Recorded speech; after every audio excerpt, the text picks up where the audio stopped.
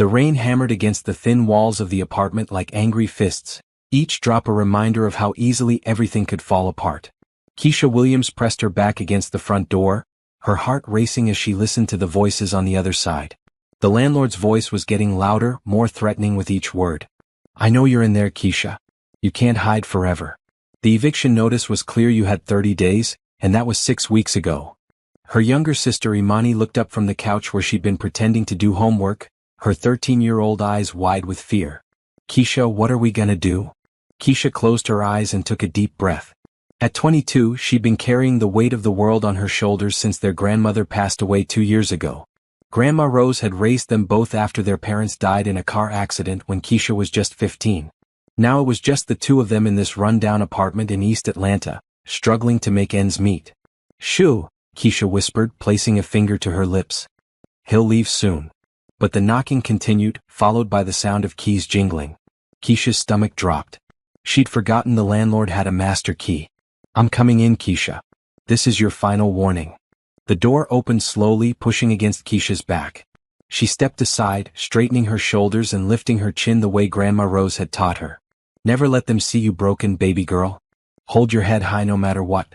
Mr. Davidson stepped inside, his expensive suit a stark contrast to the peeling paint and worn furniture of their home. Behind him stood a sheriff's deputy, clipboard in hand. "Ladies," Mr. Davidson said, his voice cold and businesslike. "I'm sorry it's come to this, but you've left me no choice. You have 2 hours to gather your belongings and vacate the premises." Keisha's hands trembled, but she kept her voice steady. "Mr. Davidson, please. I just need a little more time. The diner where I work is giving me extra shifts next week, and I'm waiting to hear back about a second job at the grocery store. I can have the rent money by Friday." "You said the same thing last month and the month before that." He shook his head. "I have a business to run, Keisha. I can't keep making exceptions." Imani stood up from the couch, her school backpack clutched to her chest. "Where are we supposed to go?" The question hung in the air like a death sentence. Keisha had been asking herself the same thing for weeks. They had no other family, no friends with space for 2 more people, and definitely no money for a hotel. "There are shelters," the deputy said gently. "I can give you some information." "No," Keisha said quickly. She'd heard the stories about the shelters overcrowded, dangerous, and no place for a young girl like Imani. "We'll figure something out." After Mr. Davidson and the deputy left, Keisha and Imani sat in silence for a long moment. The apartment felt different now, no longer their home, but a place they were trespassing in. The rain continued to pound against the windows, and thunder rumbled in the distance. "I'm scared," Imani whispered. Keisha wrapped her arms around her sister, breathing in the familiar scent of the coconut oil they used in their hair. "I know, baby. But we're going to be okay. We're Williams women, remember? We don't give up." "But what if—" "No what ifs," Keisha said firmly. "We're going to pack our things and we're going to find somewhere safe to stay tonight. Tomorrow we'll figure out the next step." They moved quickly, stuffing their clothes into garbage bags and duffel bags. Keisha packed their important documents, birth certificates, social security cards, school records into a manila envelope. Everything they owned in the world fit into 4 bags. As they were loading the last bag, there was another knock at the door. This time it was softer, more hesitant. Keisha opened it to find a tall, well-dressed black man standing in the hallway with a little girl who couldn't have been more than 7 years old. Both were soaking wet from the rain. "I'm so sorry to bother you," the man said, his voice cultured and smooth. "I'm David and this is my daughter Lily. Our car broke down in the storm, and I was wondering if we could use your phone to call for help." Keisha looked at them for a moment. The man was probably in his 30s, with kind eyes and an expensive-looking coat. The little girl was shivering, her curly hair plastered to her head. Something about the scene tugged at Keisha's heart. "I'm sorry," she said finally. "We don't have a phone anymore. They cut it off last month." David's face fell. "Oh, I see. Well, do you know if there's anywhere nearby where we could?" "You can't stay out in this storm," Keisha heard herself saying. "Especially not with a little girl." Imani appeared beside her. "Keisha, what are you doing?" "The right thing," Keisha said, stepping back to let them in. "Come on in. You can wait out the storm here." David hesitated. "Are you sure? I don't want to impose." "You're not imposing. I'm Keisha and this is my sister Imani." As they stepped inside, Keisha couldn't help but notice the contrast between their expensive clothes and the shabby apartment. David's shoes alone probably cost more than she made in a month at the diner. Thank you so much, David said, helping his daughter out of her wet coat. You're very kind. Lily looked around the apartment with wide eyes, taking in the packed bags and bare walls. Are you moving? The question was innocent enough, but it hit Keisha like a punch to the gut. She glanced at Imani, who was staring at the floor. Something like that, Keisha said softly. David seemed to sense the tension in the room. I hope we're not interrupting anything important. No, not at all, Keisha lied. Can I get you some tea? It's not much, but it's warm. As she moved to the kitchen, Keisha tried to process what was happening.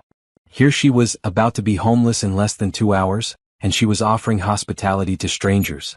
Grandma Rose would have been proud. She'd always taught them that no matter how little you had, you could always find something to share. Your apartment is nice, Lily said, settling onto the couch next to Imani. Imani looked at her like she was crazy. Nice? Girl, look around. The ceiling's got water stains and the heat barely works. Imani, Keisha warned from the kitchen. But it feels like home, Lily continued. Our house is big, but it doesn't feel like this. David sat down carefully on the edge of the couch, looking uncomfortable. Lily, don't. It's okay, Keisha said, returning with 2 steaming mugs. Here you go. I'm sorry I don't have anything for the little one. I don't like tea anyway, Lily said. But thank you. For a moment they all sat in awkward silence. The storm continued to rage outside, and Keisha found herself stealing glances at the clock on the wall. 1 hour and 20 minutes left. So, David said finally. You mentioned you were moving? Keisha and Imani exchanged glances. There was no point in lying now. We got evicted, Keisha said simply. We have about an hour to be out of here. David's face went pale. Oh my God. I'm so sorry. We should go.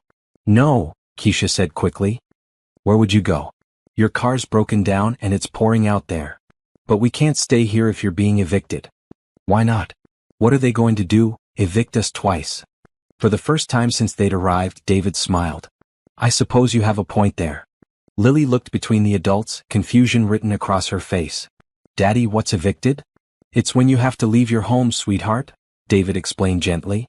But why do they have to leave their home? The question hung in the air. Keisha felt her cheeks burn with embarrassment. She'd been working 2 jobs, sometimes 3, trying to keep them afloat. She'd sold everything of value they owned. She'd swallowed her pride and asked for help from everyone she could think of. And still it hadn't been enough. Sometimes life gets hard, Keisha said finally. And sometimes people have to make tough choices. That's not fair, Lily said with the righteous indignation that only children could muster. No, Keisha agreed. It's not. The conversation was interrupted by another knock at the door. This time it was Mr. Davidson again, looking impatient. Time's up, ladies, he said without preamble. I need you out now. David stood up, his expression hardening. Excuse me, but who are you? I'm the landlord. And you are? A friend of the family. David's voice had taken on a different quality, authoritative, commanding. And I think you're being unreasonable. Mr. Davidson looked him up and down, taking in his expensive clothes and confident bearing. This is a private matter between me and my tenants. Actually, David said, pulling out his phone, I think it's about to become a public matter. The storm outside is dangerous and you're putting 2 young women out on the street. I'm sure the local news would be very interested in this story. Keisha stared at him in shock. Who was this man? Mr. Davidson's eyes narrowed. You can't threaten me. I'm not threatening you, David said calmly. I'm simply pointing out that your actions tonight could have consequences you haven't considered. For a moment, the 2 men stared at each other. Then Mr. Davidson's gaze shifted to Keisha. You have until morning, he said finally. But that's it. No more extensions. After he left, the apartment fell silent except for the sound of the rain. Keisha sank onto the couch, her legs suddenly weak. Thank you, she whispered to David. Don't thank me yet, he said. We just bought you a few hours. The real problem is still there. Lily had been quiet during the confrontation, but now she spoke up. Daddy, can't we help them? Lily, please? They were nice to us. They gave us tea and let us stay warm. David looked at his daughter, then at Keisha and Imani. Something shifted in his expression. What if I told you I might be able to help? He said slowly. I don't take charity, Keisha said quickly. It wouldn't be charity. It would be a job. Keisha's heart skipped. What kind of job? I run a company. We're always looking for good people. People with character, integrity, compassion. He gestured around the apartment. People who would offer shelter to strangers in a storm. What company? David hesitated. It's complicated. But I promise you it's legitimate and it pays well. Keisha looked at Imani, who was watching the conversation with wide eyes. A job. A real job with good pay. It seemed too good to be true. What's the catch? She asked. There's no catch. But I would need you to trust me. Trust you? I don't even know your last name. It's Johnson, he said. David Johnson. The name meant nothing to Keisha, but something in his voice made her believe him. Maybe it was desperation, or maybe it was the way his daughter looked at him with such obvious love and respect. What would I have to do? For now, just come with me tonight. I'll put you and your sister up in a hotel, and we can talk more in the morning. Keisha's mind raced. Could be a trap. He could be lying about everything. But what choice did she have? The streets? The shelter? Why would you do this for strangers? David was quiet for a long moment. When he spoke, his voice was soft. Because sometimes when you're blessed with more than you need, you have to share it. And because you showed kindness to my daughter and me when you had every reason to turn us away. Outside, the storm was beginning to ease, but inside the apartment, Keisha felt like she was standing at the edge of a cliff. One step forward could change everything. One step back could mean losing this chance forever. Okay, she said finally. But we're just talking. Nothing more. Of course, David said. Just talking. As they gathered their bags and prepared to leave, Keisha took one last look around the apartment. It had been home for 5 years, the place where she'd laughed with Grandma Rose, where she'd helped Imani with homework, where they'd celebrated birthdays and holidays with whatever little they had. You ready? David asked gently. Keisha nodded, though she wasn't sure she'd ever be ready for what came next. As they walked out into the night, she couldn't shake the feeling that her life was about to change forever. She just hoped it would be for the better. The hotel lobby was fancier than anywhere Keisha had ever been. Crystal chandeliers hung from the ceiling, and the floors were made of polished marble that reflected the warm lighting. She felt out of place in her worn jeans and second-hand coat, clutching her garbage bags full of belongings. Don't worry about the bags, David said quietly, as if reading her thoughts. Everyone here is very discreet. The clerk at the front desk smiled warmly at David. Good evening, Mr. Johnson. Your usual suite. Actually, I need 2 adjoining rooms tonight. One for me and Lily and one for my friends. Of course, sir. Right away. Keisha watched in amazement as David handed over a black credit card without even asking about the price. Who was this man? And why was he helping them? Here you go, the clerk said, handing over key cards. Rooms 1205 and 1207. Is there anything else you need? Could you have room service send up some dinner? Something suitable for children and maybe some soup. It's been a long day. Certainly, Mr. Johnson. In the elevator, Lily pressed her face against the glass walls, watching the city lights twinkle below. Look how pretty it is, she said to Imani. Imani was trying to play it cool, but Keisha could see she was just as amazed as her sister. Yeah, it's all right, she said. Their room was bigger than their entire apartment had been. 2 queen beds with fluffy white comforters, a sitting area with a sofa and coffee table, and a bathroom with a marble vanity and a bathtub big enough for 2 people. This is too much, Keisha said, setting down her bags. It's just a place to sleep, David said from the doorway. Tomorrow we'll figure out something more permanent. More permanent? The job I mentioned. But let's not worry about that tonight. You've both been through enough.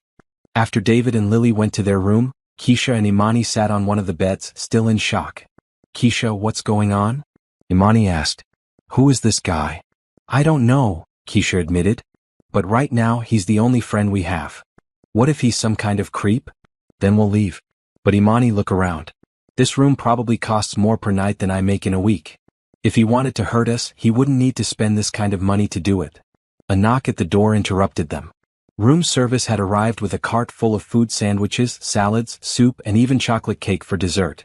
The delivery person set everything up on the coffee table and left without expecting a tip. I can't remember the last time I ate this much food, Imani said, digging into a turkey sandwich. Keisha had to agree. For the past few months, they'd been living on ramen noodles, peanut butter sandwiches, and whatever free food she could bring home from the diner. This felt like a feast. As they ate, Keisha found herself thinking about David and Lily. There was something about them that didn't quite add up. The expensive clothes, the way the hotel staff treated David, the black credit card, it all pointed to serious money. But then why had they been walking in the storm? And why had their car broken down? Keisha. Imani's voice brought her back to the present. Yeah. Do you think we can trust him? It was the question that had been weighing on Keisha's mind all evening. I think we have to, she said finally. But we'll be smart about it. We'll take this one day at a time.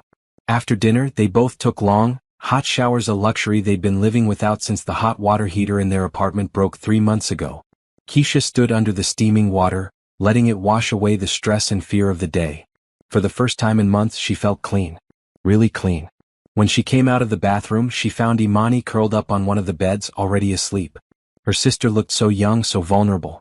Keisha had been trying to protect her from the worst of their situation, but she knew Imani understood more than she let on. A soft knock at the door connecting their room to David's made her freeze. She wrapped her robe tighter and opened it carefully. I'm sorry to bother you, David said. I just wanted to make sure you had everything you needed. We're fine. Thank you for all this. You don't need to thank me. They stood there for a moment and Keisha found herself really looking at him for the first time. He was handsome with strong features and kind eyes. But there was something else there too, a sadness that seemed familiar. Can I ask you something? She said. Of course. Why are you really helping us? David was quiet for a long moment. Can I tell you something? About Lily's mother? Keisha nodded. She died 2 years ago. Cancer. It was the hardest thing I've ever been through. But you know what got me through it? Strangers. People who showed kindness when they didn't have to. A nurse who stayed late to read to Lily when I couldn't stop crying. A janitor who brought me coffee every morning and never asked for anything in return. People who had very little but gave anyway. Keisha felt tears prick her eyes. I'm sorry. My point is, I learned something during that time. Kindness isn't about how much you have. It's about who you are. And tonight, when you let us in from the storm, even though you were facing your own crisis, you showed me the same kind of kindness that got me through the darkest time of my life. Anyone would have done the same thing. No, David said firmly. They wouldn't have. Most people would have been too scared, too suspicious, too worried about their own problems to help strangers. But you didn't hesitate. I did hesitate. But you still did it. That's what matters. They were interrupted by Lily's voice from the other room. Daddy? I can't sleep. I should go, David said. But Keisha? Tomorrow when we talk about that job, I want you to know that whatever happens, you and Imani are going to be okay. I promise you that. After he left, Keisha sat on the edge of the bed, her mind racing. She'd been so focused on surviving day by day that she'd forgotten what it felt like to have hope. But now, for the first time in months, she was starting to believe that maybe things could get better.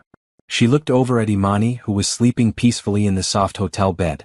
Her sister deserved so much more than the life they'd been living. She deserved to be a regular teenager, worried about boys and homework and what to wear to school, not whether they'd have a place to sleep at night. I'm going to fix this, she whispered to the sleeping girl. I'm going to give you the life you deserve. As she drifted off to sleep in the most comfortable bed she'd ever been in, Keisha allowed herself to dream about the future. Maybe David's job offer was real. Maybe they could find a small apartment, nothing fancy but clean and safe.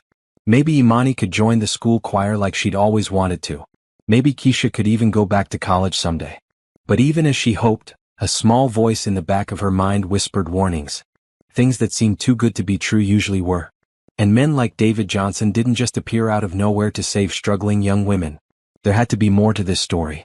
In the morning she would have to be careful. She would have to ask the right questions and make sure she wasn't walking into a trap. But for tonight she was warm and fed and safe. And sometimes that was enough. Keisha woke to the sound of her sister's laughter, a sound she hadn't heard in months. She opened her eyes to find Imani and Lily sitting on the floor, playing with what looked like a very expensive tablet. What time is it? Keisha asked, sitting up in bed. Almost 10, Imani said. I didn't want to wake you. You looked so peaceful. Keisha couldn't remember the last time she'd slept past 7. Between working at the diner and worrying about bills, she'd been surviving on 4 or 5 hours of sleep a night for months. Where's your father? She asked Lily. He's on a phone call. He's always on phone calls. Lily rolled her eyes in a way that seemed too adult for her 7 years. He said to tell you he ordered breakfast and it should be here soon. As if on cue, there was a knock at the door. Room service again, this time with a cart full of pancakes, eggs, bacon, fresh fruit and orange juice. Keisha's mouth watered just looking at it. This is too much, she said when David appeared in the doorway. It's just breakfast, he said. Besides, growing girls need good food. As they ate, Keisha studied David more carefully. His phone had been buzzing constantly, and she could see him fighting the urge to check it. Whatever business he was in, it required a lot of attention. "So," she said as they finished eating, "about that job you mentioned." David glanced at Lily, who was showing Imani something on the tablet. "Lily, why don't you and Imani go watch cartoons in our room? The adults need to talk." "But I want to hear about the job too," Lily protested. "Later, sweetheart. I promise." After the girls left, David sat down across from Keisha at the small table. He looked nervous, which made Keisha nervous too. "I haven't been completely honest with you," he said. Keisha's heart sank. Here it comes, she thought. The catch. "My name is David Johnson, but I should have told you my full name. It's David Alexander Johnson." The name still meant nothing to Keisha. She waited for him to continue. "I'm the CEO of Johnson Technologies. We're a software company based here in Atlanta." "Okay," Keisha said slowly. "What kind of software?" "We develop business applications. Accounting software, inventory management, customer relationship management, stuff like that. It's not very exciting, but it's profitable." Keisha was starting to get a sinking feeling. "How profitable?" David hesitated. "Very profitable. We went public 3 years ago. The company is worth about, well, it's worth a lot." "How much is a lot?" "Several $billion." The words hit Keisha like a physical blow. Billion. With a B. She stared at him, trying to process what he just said. "You're a billionaire," she said finally. "Technically, yes. But most of that is tied up in company stock. I don't just have billions sitting in a bank account." "But you have some sitting in a bank account." "Yes." Keisha stood up and walked to the window, looking out at the city below. Suddenly, everything made sense. The hotel, the room service, the way the staff treated him, the black credit card. David Johnson wasn't just wealthy, he was one of the richest people in the country. "Why didn't you tell me?" she asked without turning around. "Because I wanted you to see me as a person, not a bank account. And because I was afraid you'd react exactly the way you're reacting now." "How am I reacting?" "Like I'm a different species." Keisha turned back to face him. "Aren't you?" "No," David said firmly. "I'm a father who lost his wife and is trying to raise his daughter the best way he knows how. I'm a man who got caught in a storm and was grateful for the kindness of strangers. I'm someone who believes that when you're blessed with more than you need, you have an obligation to help others. And you think I need help. I think you need a job. And I think you'd be good at the job I have in mind." Despite her shock, Keisha found herself curious. "What job?" "I need someone to help manage my household. Someone to coordinate with the staff, help with Lily's schedule, handle personal appointments and travel arrangements. Someone I can trust." "You mean like a personal assistant?" "More than that. I need someone who can be part of the family, someone Lily can trust and respect. Someone who understands what it's like to struggle, to work hard, to appreciate what you have." Keisha sat back down, her mind racing. "What does it pay?" $80,000 to start, plus full benefits, plus room and board if you want it." Keisha nearly choked. $80,000 was more than she'd made in the past 3 years combined. "Room and board where?" "I have a house about 20 minutes from here."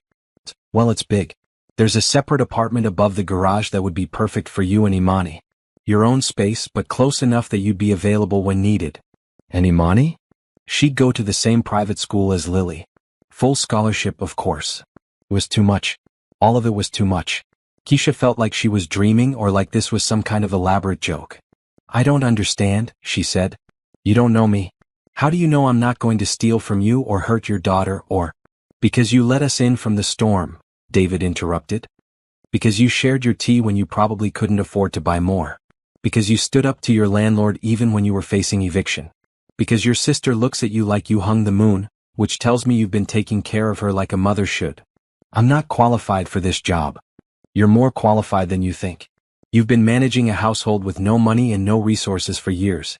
You've been keeping your sister safe and fed and in school despite incredible challenges.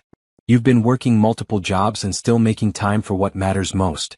If that's not management experience, I don't know what is." Keisha was quiet for a long moment. It was everything she'd been praying for and more. But it still felt too good to be true. "What's the catch?" she asked. "There's no catch. But I need to know you're serious about this. If you take this job, I need to know you're not going to disappear in a month when things get tough. Lily's been through enough loss. She doesn't need to get attached to someone who's going to leave." "I wouldn't do that." "I believe you. But I need to know you believe it too." Keisha thought about Imani, sleeping peacefully in a warm bed for the first time in months. She thought about the private school, the steady income, the chance to build a real future instead of just surviving day by day. Can I think about it? Of course. But I'd like an answer by tomorrow. I have to fly to New York for a business meeting, and if you're going to work for me, I'd like you to come along. See what the job actually involves. You want me to fly to New York? Is that a problem? I've never been on a plane before. David smiled. Well, if you take this job, you'll be on planes a lot. I travel frequently for business, and I prefer to bring Lily with me when possible. She's been through enough disruption in her life. And you'd want me to come too? That would be the idea, yes. Another knock at the door interrupted them. This time it was a man in a suit carrying a briefcase. Mr. Johnson? I'm sorry to interrupt, but there's been a development with the Singapore deal. We need to talk. Of course, David said. Give me 5 minutes. After the man left, David turned back to Keisha. I'm sorry, but I need to handle this. Can we continue this conversation later? Sure, Keisha said. But David? Can I ask you something? Anything. Why aren't you married? I mean, with your money and everything, there must be women who would be interested. David's face darkened. There are plenty of women interested in my money. But I'm not interested in women who are interested in my money. I want what I had with Lily's mother, someone who loves me for who I am, not what I have. And you think you'll find that? I hope so. For Lily's sake, if not for mine. She needs a mother figure in her life. After David left to handle his business, Keisha sat alone in the hotel room, trying to process everything that had happened. 24 hours ago, she'd been facing homelessness. Now she was being offered a job that would change her life forever. She walked to the window and looked out at the city. Somewhere out there, people were struggling the way she'd been struggling. Working multiple jobs, worrying about rent, choosing between paying bills and buying food. And here she was, being offered a chance to leave all of that behind. But was she ready? Was she qualified to work for a billionaire? Could she handle the pressure, the responsibility, the completely different world she'd be entering? Her phone rang, interrupting her thoughts. It was her supervisor at the diner. Keisha, where are you? You were supposed to be here an hour ago. The diner. She'd completely forgotten about work. I'm sorry, Mrs. Patterson. I had a family emergency. Well, you need to get here now or you're fired. We're short-staffed as it is. I can't come in today. Then don't bother coming in tomorrow either. I'm tired of you and your excuses. The line went dead. Keisha stared at her phone, feeling a strange mix of panic and relief. She'd just lost her job. The job that had been barely keeping them afloat but was still something. Now she really had no choice. She had to take David's offer. It was either that or, well, there was no other option. She was about to go find Imani when her phone rang again. This time it was a number she didn't recognize. Hello? Is this Keisha Williams? Yes. This is Dr. Martinez from Children's Hospital. I'm calling about your sister, Imani. Keisha's blood ran cold. What about her? She's been accepted into our summer music program. The one she applied for last month? We tried to call your home number, but it's been disconnected. The music program. Imani had been so excited about it, but they'd never heard back. And now, with everything that had happened, Keisha had completely forgotten about it. The program is free, Dr. Martinez continued, but there are some supplies she'll need. About $300 worth of music books and equipment. $300. 2 days ago it might as well have been $3 million. But now, when does the program start? Keisha asked. Next week. Will she be able to participate? Keisha looked toward the adjoining room, where she could hear Imani and Lily laughing. Her sister had been through so much, had given up so much. She deserved this chance. Yes, Keisha said. She'll be there. After hanging up, Keisha sat down on the bed and finally allowed herself to cry. Not tears of sadness or fear, but tears of relief. For the first time in 2 years, she could see a future that didn't involve constant struggle and worry. She was going to take David's job. She was going to move into his house and work for him and do whatever it took to make this opportunity work. Because it wasn't just about her anymore. It was about Imani and the future they could build together. It was about hope. The house was nothing like Keisha had imagined. She'd expected something big and fancy, but this was more like a palace. The circular driveway led to a sprawling mansion with tall columns and perfectly manicured gardens. Keisha pressed her face to the car window, trying to count the windows on the front of the house. It's overwhelming at first, David said from the driver's seat. But you get used to it. How many rooms does it have? Imani asked from the back seat. Honestly? I've never counted. Too many. Lily giggled. We got lost the first week we moved in. Daddy had to come find us. As they pulled up to the front door, Keisha saw several people waiting on the steps. A woman in a crisp uniform, an older man in a suit, and a younger woman with a clipboard. That's Mrs. Rodriguez, the head housekeeper, David explained. And Thomas, who manages the grounds. And Sarah, who's been helping with my schedule, but she's moving to California next month for her husband's job. That's why you need me, Keisha said, understanding dawning. Exactly. The next few hours were a blur of introductions and tours. The house had 12 bedrooms, 8 bathrooms, a library, a gym, a home theater, and a kitchen that was bigger than their entire old apartment. Mrs. Rodriguez showed them around with obvious pride, explaining the history of various rooms and pointing out features that Keisha couldn't even have imagined. The apartment above the garage is this way, Mrs. Rodriguez said, leading them through a side door. The apartment was beautiful: 2 bedrooms, a full kitchen, a living room with a fireplace, and a bathroom with a jetted tub. It was easily 3 times the size of their old place, and everything was clean and modern. This is ours, Imani asked, running her hands over the granite countertops. If you want it, David said. You're also welcome to stay in the main house. There's plenty of room. No, this is perfect, Keisha said quickly. She needed some space, some separation between her work life and her personal life. It's more than perfect. Good. Why don't you get settled in? Sarah can show you the office setup tomorrow, and we can go over your responsibilities. After David left, Keisha and Imani stood in the middle of their new living room, hardly believing what had happened. Are you sure this is real? Imani asked. Like, are you sure we're not dreaming? If we are, I don't want to wake up, Keisha said. They spent the evening unpacking their few belongings, which looked pitiful in the spacious apartment. But Mrs. Rodriguez had thoughtfully stocked the refrigerator and pantry, and there were fresh towels in the bathroom and new sheets on the beds. Keisha, Imani said as they were getting ready for bed, what if we mess this up? It was the question that had been haunting Keisha all day. We won't mess it up. We'll work harder than we've ever worked before. But what if it's not enough? What if we don't fit in here? Keisha sat down on her sister's bed. Listen to me. We've survived things that would have broken most people. We've been homeless, hungry, scared, and we got through it together. This is just a different kind of challenge. But everything's so fancy. I'm scared I'll break something. Then we'll be careful. And if we do break something, we'll work extra hard to replace it. But Imani, look around. This is our chance. Your chance. You can go to a good school, join the music program, maybe even go to college someday. What about you? What do you want? Keisha had been so focused on taking care of Imani that she'd almost forgotten she was allowed to want things too. I want to be good at this job. I want to make David proud of his decision to hire me. And maybe I want to go back to school too someday. The next morning, Sarah showed Keisha around the home office. It was set up like a small business with multiple phone lines, a computer system, and filing cabinets full of documents. David travels about twice a month, Sarah explained. Sometimes for just a day or two, sometimes for a week. When he's gone, you'll need to coordinate with his assistant at the main office, handle any personal matters that come up, and make sure Lily's schedule runs smoothly. What's Lily's schedule like? School, obviously. But also piano lessons, swimming, and art classes. She's a busy little girl. And she's been through a lot, so she needs someone who's patient and consistent. I can do that. I know you can. David wouldn't have hired you if he didn't think so. They spent the morning going through David's calendar, his preferences for everything from restaurants to travel arrangements, and the contact information for doctors, schools, and service providers. The salary is deposited directly into your account every 2 weeks, Sarah said. And there's a household credit card for any expenses related to your job: groceries, gas, anything Lily needs. A credit card?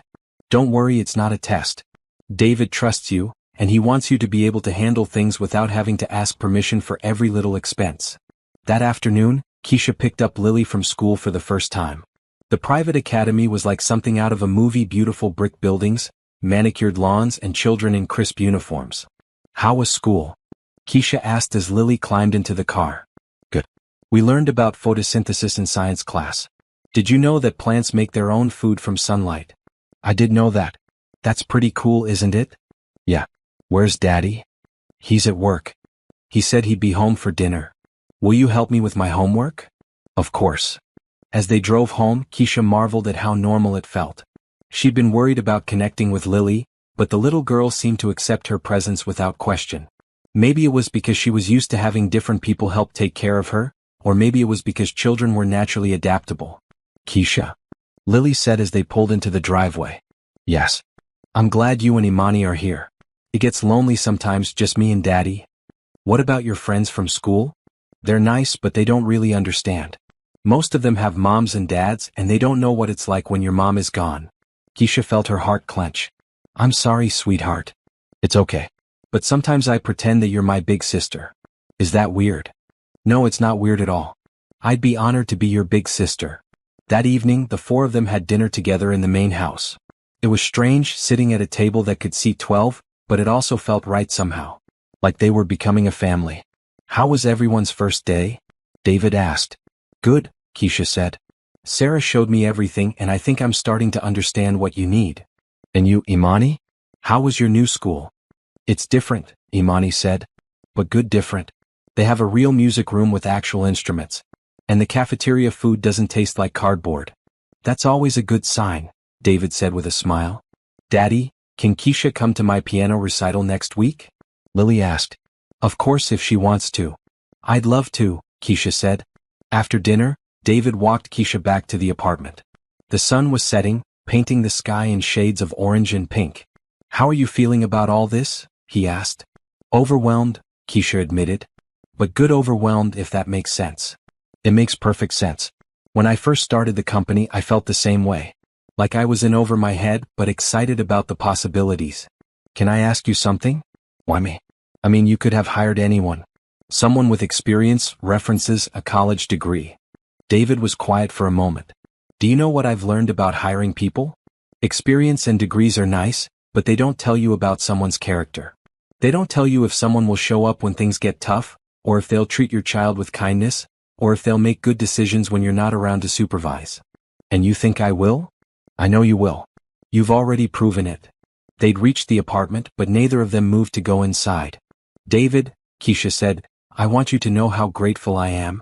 Not just for the job, but for believing in me when I didn't believe in myself." "You don't need to thank me. Just be happy here. Make this place a home." Lily's been through enough sadness. She deserves to have people in her life who care about her. She has that. We both care about her. "I know. I can already see it." As Keisha got ready for bed that night, she thought about how much her life had changed in just a few days. She had a job she loved, a beautiful place to live, and for the first time in years she wasn't worried about money. But more than that, she felt like she had a purpose. Taking care of Lily, helping David, being part of this little family, it felt right in a way that nothing had felt right in a long time. She was just drifting off to sleep when her phone rang. It was a number she didn't recognize. "Hello? Is this Keisha Williams?" "Yes. This is Detective Morrison with the Atlanta Police Department. I'm calling about your parents' accident." Keisha sat up, suddenly wide awake. "What about it?" "That was 7 years ago." "I know, and I'm sorry to call so late. But we've had a development in the case. New evidence has come to light that suggests the accident wasn't an accident at all." The words hit Keisha like a physical blow. "What do you mean?" "I'd prefer to discuss this in person. Could you come to the station tomorrow?" Yes. Yes, I can come." "Good. And Ms. Williams? You might want to bring a lawyer." After the detective hung up, Keisha sat in the darkness, her mind racing. Her parents hadn't died in an accident. They'd been murdered. After 7 years, someone had finally discovered the truth. But who would want to hurt her parents? They'd been good people, hard-working people who'd never hurt anyone. And why was this coming to light now, just when her life was finally getting better? She thought about calling David, but it was late and this was personal. She'd have to handle it herself, the way she'd been handling everything else for years. But as she lay back down, trying to process what she'd just learned, she couldn't shake the feeling that this was just the beginning. That whatever had happened to her parents 7 years ago was somehow connected to everything that was happening now. And for the first time since moving into the apartment, she felt afraid. The police station was nothing like the ones on TV. It was sterile and bureaucratic, with fluorescent lights that made everyone look sick. Keisha sat in Detective Morrison's office, her hands folded in her lap, trying to stay calm. "Thank you for coming in," Detective Morrison said. He was a middle-aged black man with kind eyes and a tired expression. "I know this must be difficult. You said you found new evidence?" "We did. But before I get into that, I need to ask you some questions about your parents' business. Their business? They worked at a factory. Yes, but they also had a side business. Computer consulting. They helped small businesses set up their computer systems, taught people how to use software, that sort of thing. Keisha vaguely remembered her parents working on computers in the evenings, but she'd been 15 when they died, more concerned with her own teenage problems than her parents' work. They were good with computers, she said, but it wasn't a big thing. Just something they did for extra money. According to our investigation, they were more than just good with computers. They were exceptional. And they were working on something big right before they died. What kind of something? Detective Morrison pulled out a file. They were hired by a company called Meridian Industries to help with a computer security audit. Meridian was a government contractor working on sensitive projects. Your parents discovered that someone was stealing classified information from Meridian's computers. They found hackers? They found something worse.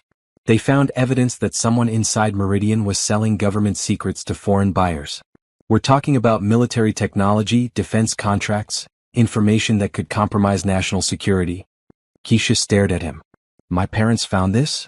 They found it and they were going to report it to the FBI. But they were killed before they could. Killed by who? That's what we're trying to figure out. The original investigation concluded that your parents' car went off the road due to mechanical failure. But new technology allowed us to re-examine the wreckage, and we found evidence that the brakes had been tampered with. Keisha felt like she was going to be sick. Someone murdered them. We believe so. And we believe it was connected to what they discovered at Meridian.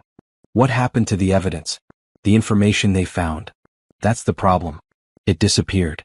Their computers, their files, everything was destroyed in the accident. Or so we thought. Detective Morrison leaned forward. Ms. Williams, did your parents ever give you anything to hold on to? Any computer disks, flash drives, documents? No. Nothing like that. Are you sure?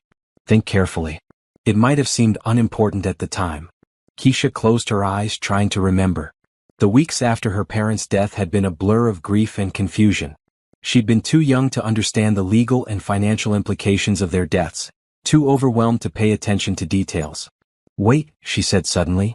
There was a safety deposit box. What safety deposit box? After the funeral, their lawyer mentioned it. But I was only 15 and I was staying with my grandmother. I never went to see what was in it. Do you still have the key? Maybe. My grandmother kept all their important papers. When she died, I inherited everything, but I never went through it all. Detective Morrison was suddenly very alert. Ms. Williams, I need you to find that key. If your parents put evidence in that safety deposit box, it could be the key to solving this case. But it's been 7 years. Wouldn't the bank have disposed of the contents by now? Not necessarily. Many banks will hold contents for decades if the fees are being paid automatically. Keisha's mind was racing. I have to call my job. I need to tell them I might be late. Of course. But Ms. Williams, I need you to understand something. If the people who killed your parents think you have access to that evidence, you could be in danger. Danger? These people killed to keep their secrets safe once. They might be willing to do it again. Keisha left the police station with her head spinning. She sat in her car for a long time, trying to process what she'd learned. Her parents hadn't died in an accident. They'd been murdered because they'd discovered something that powerful people wanted to keep hidden. And now, just when her life was finally getting better, she was being pulled back into a nightmare she thought was over. She called David's office and explained that she had a family emergency and would be late. Then she drove to the storage unit where she'd kept her grandmother's belongings. It took her 2 hours to find the box with her parents' important papers. Most of it was old bills and insurance documents, but at the bottom, wrapped in a piece of cloth, was a small key. First National Bank was stamped on the metal tag attached to it. Her hands were shaking as she drove to the bank. What if the detective was wrong? What if there was nothing in the box? What if her parents really had just died in an accident, and she was chasing shadows? But what if he was right? The bank manager, Mrs. Chin, was sympathetic but thorough. She verified Keisha's identity, checked the records, and confirmed that the box had been rented by her parents and that the fees had been automatically deducted from an account that had been closed years ago. The contents should have been disposed of, Mrs. Chin said. But it looks like there was a clerical error. The box was never opened. She led Keisha to a small room in the vault and left her alone with the safety deposit box. Keisha's heart was pounding as she inserted the key. The box opened with a soft click, revealing a manila envelope and a small flash drive. The envelope contained dozens of printouts, emails, financial records, and what looked like computer code. Keisha couldn't understand most of it, but she could see her parents' handwriting in the margins, notes about suspicious transactions and unauthorized access. The flash drive was labeled Meridian Evidence Copy for FBI. Keisha sat back in her chair, staring at the contents of the box. Her parents had been careful. They'd made copies of everything they'd found, and they'd hidden them where they thought they'd be safe. But they hadn't been safe. Someone had found out what they were doing and they'd killed them for it. She gathered everything up and called Detective Morrison from the bank parking lot. "I found it," she said. "All of it. Don't say anything else over the phone. Bring it to the station. And Ms. Williams? Be careful. If someone's been watching you, they might know you found the evidence." As Keisha drove back to the police station, she kept checking her rearview mirror. Was that car following her? Had she seen it before? Her paranoia was probably getting the better of her, but she couldn't shake the feeling that she was being watched. At the station, Detective Morrison examined the evidence with growing excitement. "This is it," he said. "This is exactly what we need. Your parents documented everything: the security breaches, the stolen files, even the identity of the person inside Meridian who was selling the information." Who was it? A man named Robert Caldwell. He was Meridian's head of IT security. He disappeared right after your parents were killed. We never found him. So he's still out there? We don't know. But with this evidence, we can reopen the investigation. We can finally get justice for your parents. Keisha felt a mixture of relief and fear.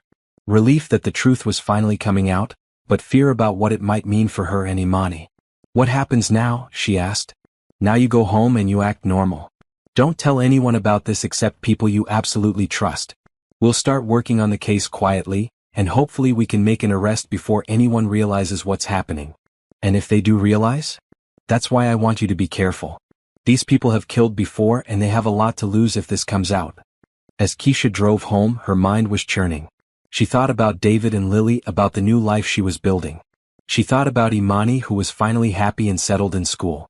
She thought about the job she loved, the security she'd found, the future she was planning. All of it could be destroyed if the wrong people found out what she knew. But she also thought about her parents, about the injustice of their deaths, about the fact that their killers had been free for 7 years while she and Imani had struggled to survive. They deserved justice. And maybe, finally, they were going to get it. When she got home, David was waiting for her in the apartment, looking concerned. "Are you okay?" he asked. "You sounded upset on the phone." For a moment, Keisha considered telling him everything. But Detective Morrison's words echoed in her mind: "Only tell people you absolutely trust." Did she trust David? She wanted to, but she'd only known him for a few days. And he was wealthy and powerful, the kind of person who might have connections to the very people who had killed her parents. "I'm fine," she said. "Just some old family business I had to take care of." "Are you sure? If you need time off or if there's anything I can do to help." "No, it's handled. Thank you though." David studied her face. "Keisha, I hope you know that you can trust me. Whatever's going on, if you need help, I'm here." "I know," she said. "I appreciate that." But as he left, Keisha couldn't shake the feeling that she was making a mistake, either by not trusting David or by trusting him too much. Either way, she was going to have to be very careful in the days ahead. Because the people who had killed her parents were still out there, and they had no idea that their secrets were about to be exposed. The truth was finally coming out. The question was whether Keisha would survive long enough to see justice done. That night, as she lay in bed listening to the sounds of the big house settling around her, Keisha made a decision.